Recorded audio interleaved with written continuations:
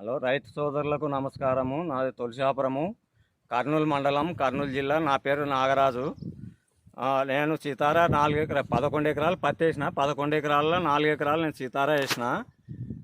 మిగతా వెరైటీకి నాకు సీతారాకు చాలా డిఫరెన్స్ ఉంది.